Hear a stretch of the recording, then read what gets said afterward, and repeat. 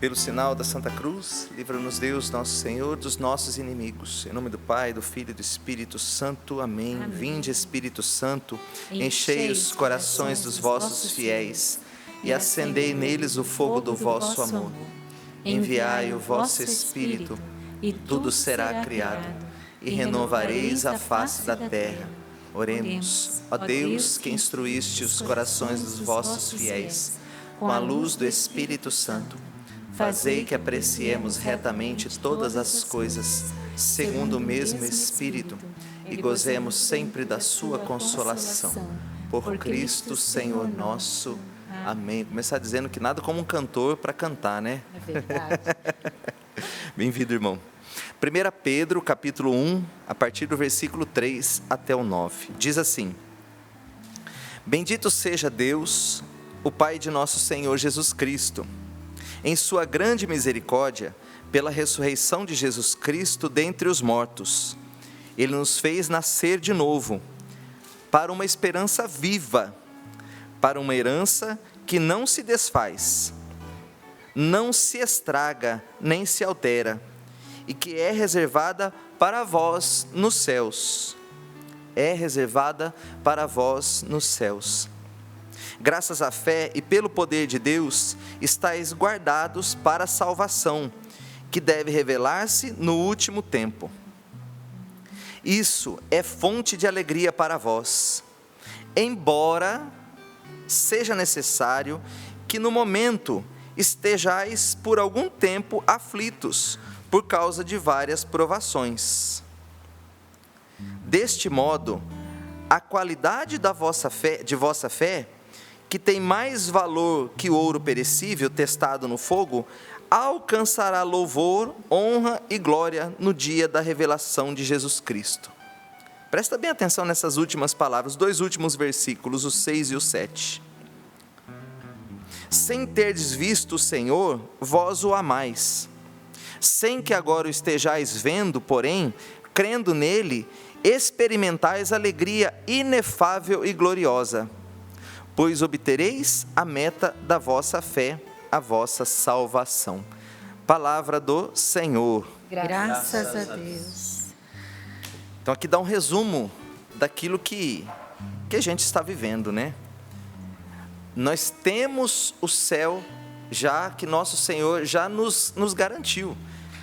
Mas nesse momento a gente passa por tribulações. E essas tribulações, né, é que vão testar no fogo, fazendo com que a nossa fé alcance louvor, honra e glória no dia da revelação de Jesus Cristo.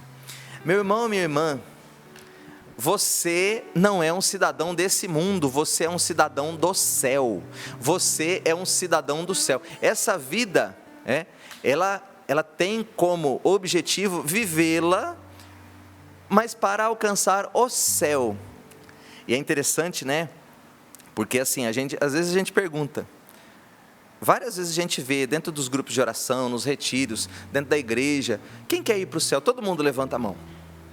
Todo mundo, né, quer ir para o céu. Mas quando a gente pergunta, ou às vezes as pessoas nos perguntam, como é o céu? O que eu vou fazer lá? As pessoas têm dúvidas, elas não sabem, né? Mas a igreja, ela nos ampara nisso, ela vai dizer, vai nos dar uma noção de como que é o céu, né? A gente sabe que é uma alegria perfeita, a gente sabe que é viver em Deus, no geral, assim. Outro dia um menino me perguntou assim, o que eu vou fazer no céu? Vou ficar lá tocando harpa junto com os anjinhos? Modo interessante, engraçado até de ver o céu, né? Mas a gente, vamos dizer assim, o inconsciente coletivo, né? A gente geralmente associa algumas expressões do nosso cotidiano e a gente tem, talvez, cria esse receio do céu, porque o que eu vou fazer no céu? Não tem o dizer popular, né? Do jeito que o diabo gosta. Quando que as pessoas dizem, olha, do jeito que o diabo gosta? Vai se referir ao contrário, né? Para a gente imaginar o contrário. É o inferno, né? Mas como que é viver do jeito que o diabo gosta? Geralmente está na festa, está na gaiateira, enfim, está na festa. está vivendo um prazer de momento, talvez de forma exagerada, tal, mas muitas vezes as pessoas associam o inferno, parece que tem um movimento, parece que tem alguma coisa lá, melhor do que no céu, parece que o céu é aquela paradeira, e o inferno que está acontecendo, o inferno que está movimentando, não, meu irmão, não, pelo amor de Deus, o inferno é um lugar de dor, de sofrimento, o próprio nosso Senhor Jesus Cristo vai dizer, é um lugar de dor e ranger de dentes, é um lugar horrível, onde as pessoas se odeiam, as almas se odeiam, é ódio puro, é vingança, são as piores coisas o tempo todo. O céu, ao contrário, não é felicidade plena, o céu é a felicidade plena. Mas vamos ter um pouquinho mais de noção, em cima do que a igreja diz para nós o que é o céu, tá? Parágrafo 326 do Catecismo, o céu indica o lugar das criaturas espirituais. Você é criatura espiritual também, tá? Não é só os anjos, os santos. Você é criatura, você tem alma, você é criatura espiritual. Aí o parágrafo 2794, esta expressão não significa um lugar, espaço, mas um modo de ser. Ou seja, o céu não é, a gente indica para cima porque é que a gente se eleva, quando diz, né? Inferno, inferior, é a pessoa, ela se inferioriza, o céu se eleva, então, não é que ela é em cima, não está acima das nuvens, tá? Mas é um estado de ser, é o estado da alma. O número 1024 do Catecismo vai dizer que é uma vida perfeita com a Santíssima Trindade. Esta comunhão de vida e de amor com ela, com a Santíssima Trindade, né? Com a Virgem Maria, com os anjos, com todos os bem-aventurados, chama-se céu. O céu é o fim último e a realização das aspirações mais profundas do homem, o estado de felicidade suprema e definitiva. Número 1025 do Catecismo, viver no céu é estar com Cristo. Os eleitos vivem nele, veja, não é só viver com ele, vivem nele, mas nele conservam, ou melhor, encontram sua verdadeira identidade e o seu nome próprio. Você vai ser tudo o que você puder ser, na plenitude, quando você for santo, quando você chegar no céu. A Suma Teológica, né, de São Tomás de Aquino, primeiro volume, a questão 10, vai dizer que não existe tempo, como vimos, também nem espaço, né? Mas tudo está em Deus e é eterno, tá? Então tudo está em Deus e é eterno. Como é que é, né, esse tempo de Deus? Ora, pensa uma pessoa que abre um mapa, vamos comparar, né? Não é assim, mas vamos comparar. Uma pessoa abre um mapa, o mapa do mundo. Ele sabe onde está a América Latina, onde está a América do Norte, onde está a Europa. Assim é o tempo para Deus, tá? É como no mapa, passado, presente e futuro. Por que que Deus conseguiu dar a Nossa Senhora a redenção de Cristo na cruz e ela nasceu imaculada? Porque para ele pode. Então ele pegou lá antes, Nossa Senhora nasceu, no tempo aqui, nesse tempo, né? No Cronos. Pegou lá a graça de nosso Senhor Jesus Cristo, colocou lá para Nossa Senhora, lá porque Ele quis. Porque tudo, né, está ali para Ele, como que no mapa, Ele visualiza tudo. Já que é a morada da Santíssima Trindade, vamos falar um pouquinho da Santíssima Trindade. Deus é Espírito, João 4:24. É o Pai, o Criador de tudo, né? Deus não é, de forma alguma, homem, a imagem do homem. Ele não é nem homem, nem mulher. Deus é puro espírito, então Deus não tem sexo, né? No qual não há lugar para diferença entre sexos, mas as respectivas perfeições do homem e da mulher refletem algo da infinita perfeição de Deus, as de uma mãe e as de um pai e marido. Catecismo da Igreja Católica, parágrafo 370. Jesus, embora, segunda pessoa da Santíssima Trindade, tenha se encarnado em seu corpo físico, né, e esse corpo está no céu ressuscitado, ele existe desde sempre. Na oração do creio, que é o primeiro catecismo da Igreja Católica, tá? Formulado pelos apóstolos, os primeiros apóstolos, tá? Diz que ele foi gerado, não criado, ou seja, saiu do Pai, é de mesma substância, é consubstancial. O Pai gera o Filho, a gente vê isso no credo niceno-constantinopolitano, doando-se a Ele, doando-se a Ele, entregando-lhe sua substância e sua natureza, não em parte, como acontece com a geração humana, mas perfeita e infinitamente.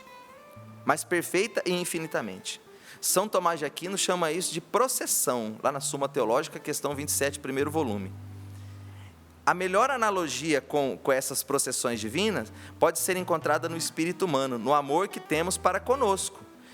Eu amo a mim, eu tenho consideração a mim.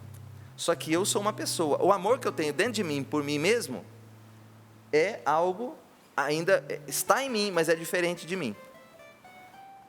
É distinta de nós mesmos, mas não está fora de nós. Assim é a processão. Então, Deus amou o seu Filho, então criou o Filho a partir dele mesmo. A outra processão é do Espírito. Este procede do amor, como o amor do Pai e do Filho, ainda credo ensino constantinopolitano. Procede de ambos, é dom eterno incriado, que o Pai entrega ao Filho, gerando que o Filho devolve ao Pai como resposta ao seu amor. Então, o amor entre o Pai e o Filho, surgiu a terceira pessoa, que é o Espírito Santo. Os anjos, tá? Nós vamos conviver com eles lá no céu.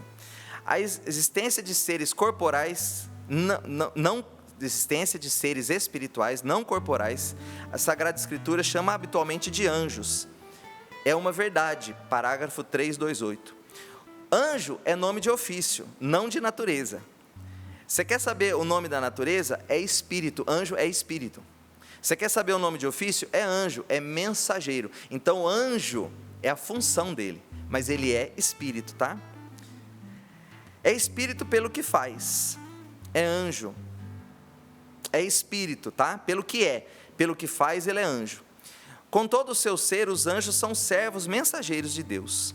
Pelo fato de contemplarem continuamente o rosto do meu Pai que está nos céus, eles são os poderosos executores das suas ordens, sempre atentos à sua palavra. Catecismo da Igreja Católica 329.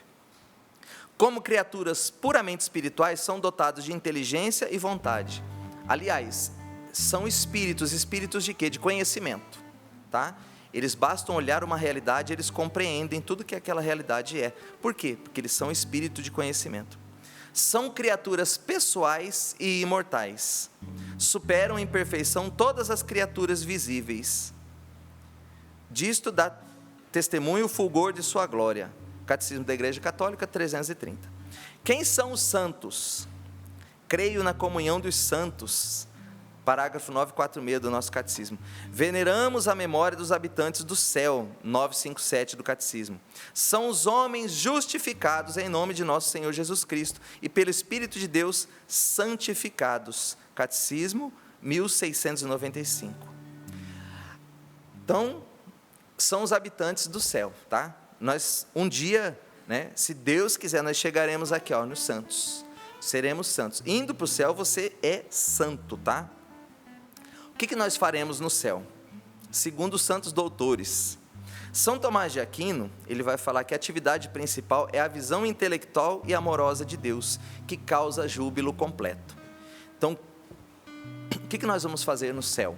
Né? Nós vamos ver a Deus. O que é a nossa felicidade? É ver. Esse ver quer dizer conhecer a Deus. Nós aqui nesse mundo, nós temos uma mera noção de quem é Deus. Sabemos que Ele é Pai, que Ele é Santíssima Trindade, enfim. Mas nós o veremos como Ele é. E quanto melhor você ver a Deus, mais feliz você vai ser. O bem-aventurado ainda São Tomás de Aquino, diz que o bem-aventurado, né, ele ama, conhece e se alegra. Não fica inativo. Eu vou descansar no céu. Vai nada. Você não vai ficar inativo, mas totalmente realizado. A contemplação da essência divina não absorve os santos, de maneira a impedir-lhes a percepção das coisas sensíveis, a contemplação das criaturas e a sua própria ação. Ou seja, você vai saber de tudo aquilo que acontece. A sua inteligência, o seu intelecto, o seu coração, a sua alma vão ser iluminados pela graça, e você vai saber, embora você tenha, né, o foco, vamos dizer, o principal nosso é Deus que nós estaremos vendo, mas Deus é verdade, e toda a verdade vai ser revelada. Tudo que está acontecendo será revelado. Até mesmo a verdade das criaturas, das outras criaturas. Reciprocamente, essa percepção, essa contemplação e essa ação não os podem distrair da visão beatífica de Deus. Suma Teológica questão 30 e questão 84. Santa Teresinha do Menino Jesus. No céu se vive um amor ativo. Olha só, né? Em concordância aqui com São Tomás. Você vai fazer alguma coisa. Não sei o que é ainda, mas você vai estar fazendo. Passarei o meu céu fazendo bem na terra. A visão de Deus, segundo Santa Teresinha, leva ao desejo de ajudar as almas. Olha aí o projeto Dai-me Almas, né? Que é muito mais um projeto no nosso coração de salvar as almas. Não é só de arrecadar. Você doa para a Canção Nova para que a gente possa salvar almas juntos. Mas no céu, essa visão vai ser, a vontade de salvar almas, né? Ela vai ser perfeita. Lá não encontraremos olhares indiferentes nem invejosos. Lá não tem inveja. Porque a felicidade de cada um será a de todos. Entre os mártires, nos assemelharemos aos mártires. Entre os doutores, aos doutores. Entre as virgens, às virgens. Assim como numa família, todos, sem inveja, confiam uns nos outros. No céu não tem desconfiança. No céu não tem ninguém querendo passar na sua frente, puxar o seu tapete, não tem nada. E nem você vai querer isso também. Aliás, a gente vai se assemelhar, né? Junto com os mártires, junto com os santos doutores, a gente vai ficar feliz da felicidade que eles adquiriram. Assim seremos no céu com nossos irmãos. Santa Catarina de Sena, o céu é mar sem fundo, onde a alma mergulha na caridade infinita. Santo Agostinho, essa aqui eu gostei bastante, viu? O céu é descanso em Deus, não como inação, não como quem está parado. Descanso não é ficar parado, né? Mas como perfeita alegria na verdade. Na verdade, quando a gente está feliz, a gente já experimenta um pouquinho, né? Uma alegria verdadeira, uma alegria em Deus. A gente já descansa. Descansa o coração, descansa a alma. Padre Jonas nos ensinou, né? Na Canção Nova. Mesmo cansado, para viver a vida fraterna, que a vida fraterna nos refaz. Às vezes a gente sai da escala, chega cansado e tem uma festa. Não estava com vontade de ir para aquela festa, mas eu vou para viver a vida fraterna. A hora que chega lá, você descansa. Não é assim? Os bem-aventurados, ainda segundo Santo Agostinho, tá? Formarão uma cidade onde todos terão uma só alma e um só coração. De tal sorte que na perfeição dessa unidade, os pensamentos de cada um não serão ocultos aos outros, nem os nossos pensamentos, eles serão ocultos uns aos outros. Tamanha unidade, tamanha confiança, tamanha alegria que um vai ter com a alegria do outro. Presta bem atenção, principalmente você que teve um parente, alguém muito amado que já se foi, que não está mais aqui conosco. E se você acha que essa pessoa é santa, falar para você, pedala, tá? Essa pessoa conviveu com você aqui, e não está mais. Mas olha o que Deus tem para a eternidade. No céu, tornaremos a encontrar os nossos queridos, embora a visão de Deus seja mais forte que tudo. Isso está no livro Cristão Diante da Morte, de Filipe Aquino, fala de Santo Agostinho. Santo Agostinho diz para nós que no céu nós tornaremos a encontrar os nossos queridos. Um fato muito marcante na minha vida, que me fez renovar a minha vontade de ir para o céu, foi quando a gente perdeu uma filha com 7 meses de gestação. Eu falei, eu não vou conviver com ela nessa terra, mas na eternidade eu vou. Eu que tenho que pedalar agora para ser santo, né? Só que uma outra verdade do céu também, tá? Eu trouxe até a Suma Teológica de São Tomás de Aquino para ler para vocês aqui. A vida eterna consiste na visão de Deus, conforme aquilo da Escritura. A vida eterna, porém, consiste em que eles conheçam por um só verdadeiro Deus.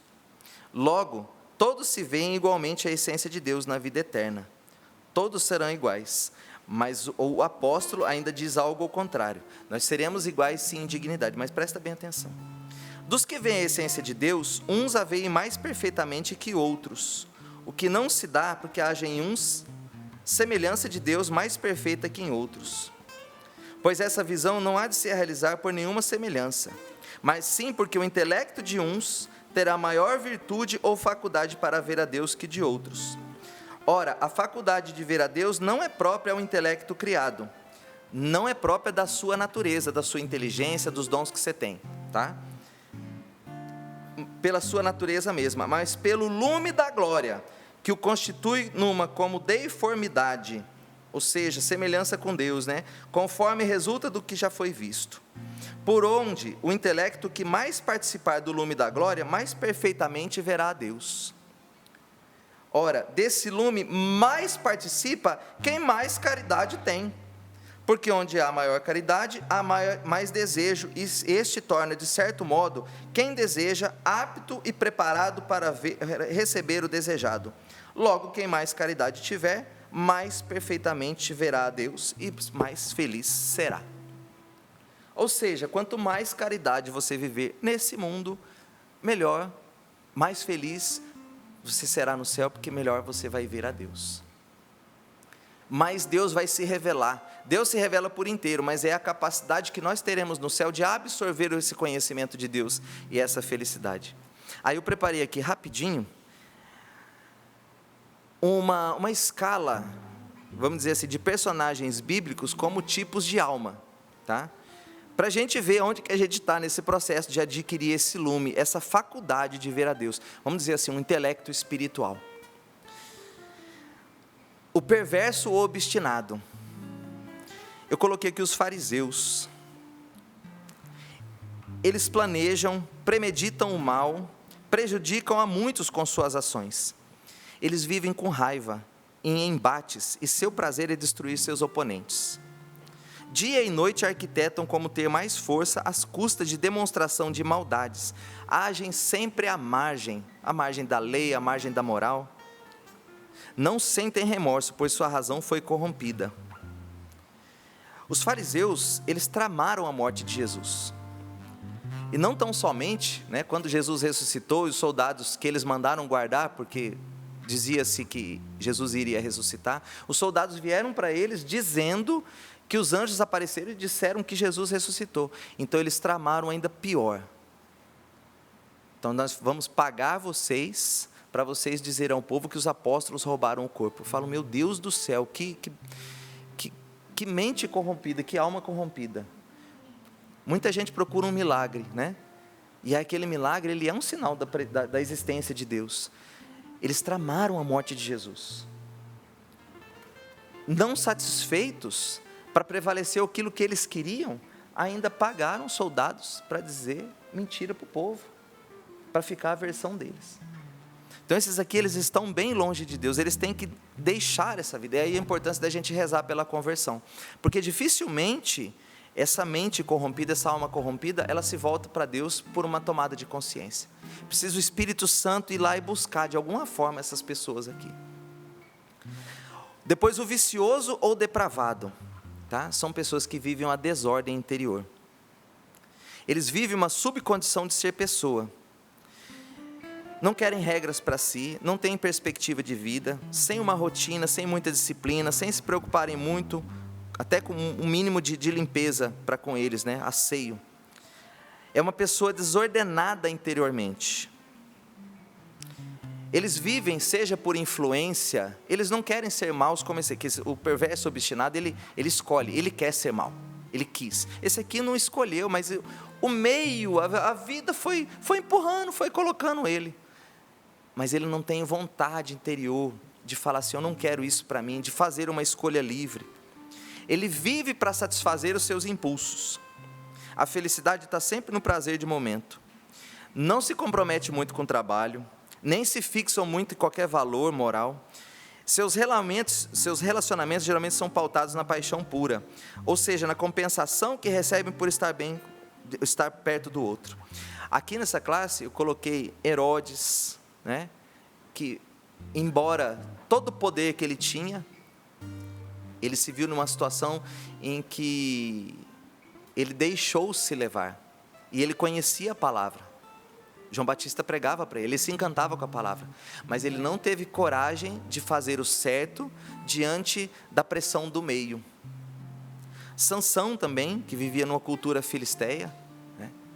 Vivia de vingança, vivia arrastado por sua paixão. Vamos lá, vamos subir o nível aqui. Tá? O que essa pessoa tem que deixar? Ela tem que aprender a ter essa ordem interior, né? Se fixar num valor, ter rotina, ter compromisso com a vida, com um trabalho, com algumas coisas assim. Vamos lá então, vamos subir o nível. Depois vem o incontinente.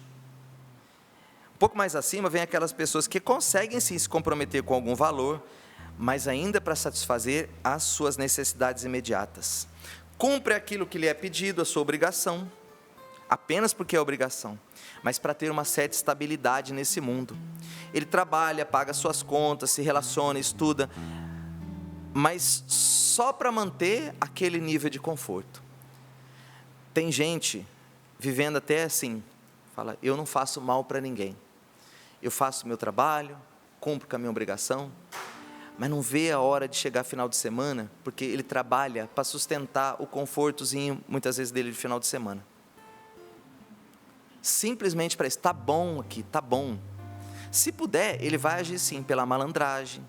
Geralmente ele burla pequenas regras, pequenas desobediências, né? Se compromete até em sacrifício até um certo ponto, mas não mais que isso. Empurra a culpa das coisas para os outros. Aconteceu alguma coisa, ele sabe que é culpado, mas ele empurra para os outros. Está sempre envolto em discussões, pequenos ciúmes e pequenas vinganças. A gente pode colocar aqui Pilatos, que ele reconheceu o justo, mas ele cedeu também por conveniência. Zaqueu, antes da sua conversão. Judas Iscariotes, ele está aqui também. Tem fraquezas moral, né? Prefere o conforto público do que um compromisso.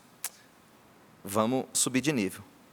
O prudente é justo, são pessoas de bem, corretas, né? Honestas, capazes de sacrificar até por os outros, elogiam, reconhecem o que o outro tem de bom.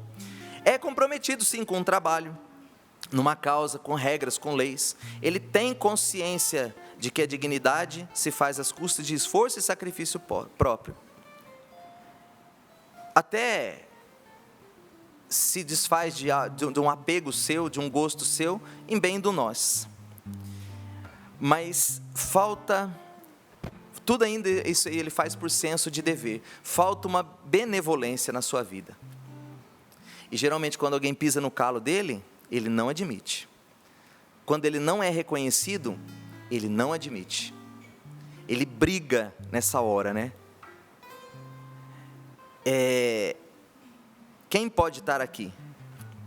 Gente, às vezes eu vejo até alguns ateus que vivem isso aqui. E estão felizes com a sua vida. Tá? Alguns ateus, às vezes, questão de justiça, de ser correto, de viver dentro da moral, dentro da lei, às vezes eles são até mais corretos que nós cristãos, muitas vezes. Só que não é pelo um bem maior, não está na transcendência, tá? Ainda está no nível do conforto próprio. Quem está nesse nível aqui? O irmão mais velho do filho pródigo, o Nicodemos, né? Um homem justo segundo a lei, mas quando Jesus falou para ele, é preciso você nascer do alto, ele não tem coragem de dar espaço na fé. O jovem rico também, né, vivia todos os mandamentos, mas quando Jesus pediu algo a mais para ele, ele não foi capaz, né, de ter, não foi capaz de se desfazer dos seus apegos. Pergunto para você hoje, qual o seu apego? Quais são os seus apegos? Se você não tem coragem de se desfazer deles, você ainda não é totalmente livre, meu irmão. Vamos lá, nosso tempo está acabando, vamos subir de nível aqui. Depois, o bom, o justo. Ele é uma pessoa elevada, mas ainda ele tem limitações, né? Tem um coração alargado, sabe fazer o bem em toda ocasião. Vive todas as virtudes. Aonde passa, ele se doa um pouco. Pensa em um bem para ele mesmo, somente se sobrar tempo, ele vai fazer o bem para os outros primeiro, né? Se coloca sempre por último, leva a sério o princípio bíblico, há mais alegria em dar do que em receber. Ele é feliz, não pelos meios materiais, mas porque toca na alegria sobrenatural de servir ao outro. Busca a virtude, contudo, ainda é bastante voltado pelo afeto, onde a paixão ainda interfere na calma da sua alma. Tende a parar e ressentir quando traído, quando caluniado, quando perseguido. Quem que está nessa linha aqui?